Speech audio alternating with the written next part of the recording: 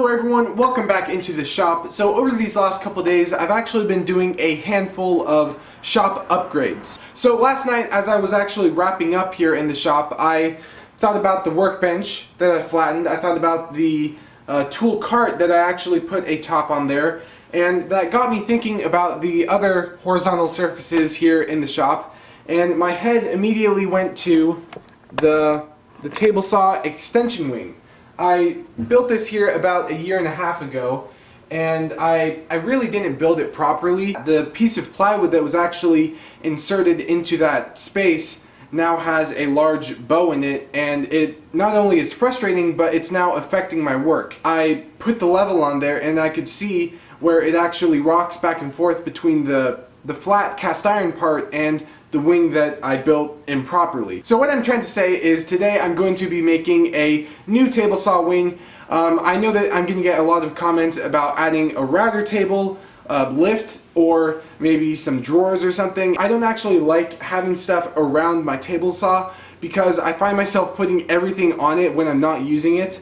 So if I could avoid having stuff around it in the first place, then I think that's a win-win. So I'm essentially going to be remaking the same one that's been in there. I absolutely love it regardless of the flatness of it. And I think the one thing that I'm definitely going to do on the new one that I build is actually have some support that goes in this direction and in this direction. There's nothing under there, it's just the plywood thickness. And plywood isn't known to be super straight and perfect to begin with, and I think that it's important to stabilize it in some way with having some support underneath. So what I'm going to do first is take this out. I think this is going to be something that I will be glad that I did because I use the table saw so much and I find myself ripping down large sheet goods. It's important that this entire surface is flat. With that being said, let's get started.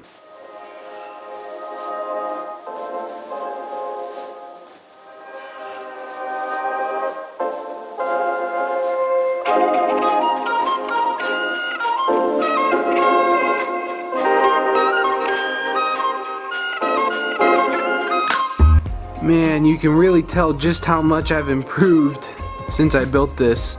As you can see, these screws were not countersunk. I have poor 45-degree angles. This piece of plywood isn't sitting in here flush. It's like it's good, but it's just not something that I would approve now of myself. And this is also kind of cool. You could see the color difference here. This was covered by the mounting on the table saw, and then this was exposed. It has grease and oil and hand marks and all sorts of wear on it. If you have an idea as to what I could turn this into, leave a comment down below, but I'll keep it. I'll keep it. It looks like I'm gonna have to dig for this one. This is the one! So I just spent about 15 minutes going to the very bottom of my lumber pile to find two pieces of beech to use for this project. This, my old table saw extension wing, which I'm trying to build the same exact one. It is 2 inches thick, the miters. And this piece right here, just this board right here, is 5 inches thick. That means there's at least 4 inches in it, which means I could get everything for this project out of this one board, which was sitting on the top, but I didn't know that, and now I'm not going to put those back. This is the kind of thing in woodworking or making anything where you just have to laugh and take it humorously. You can't take it too seriously or beat yourself up about this. I mean, it's not the end of the world. It doesn't matter.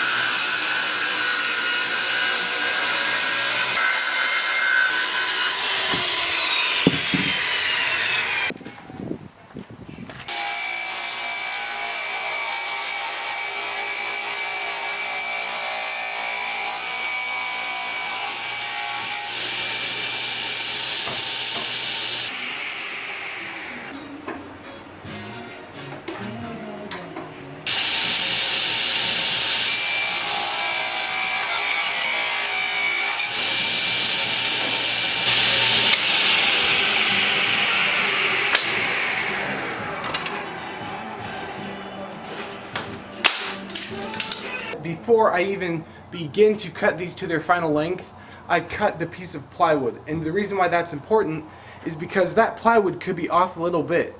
And if you need to, for some reason, make it a little bit shorter because this was shorter, then you could easily do that. And because this piece of plywood is exactly square, I only need to register one measurement off of the plywood, because once I get one cut to the final length, I can then cut the other by transferring the marks from one to the other.